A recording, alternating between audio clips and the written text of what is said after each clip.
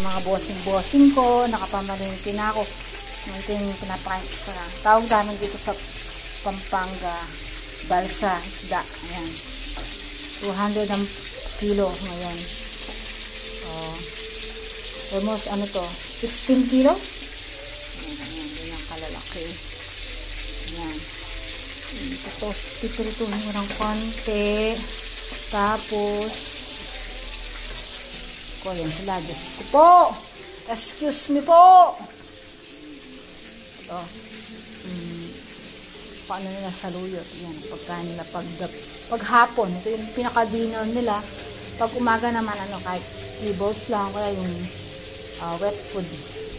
Ayan, mga bossing ko yan. Ayan. Mga bossing ko. Ayan. Kaya,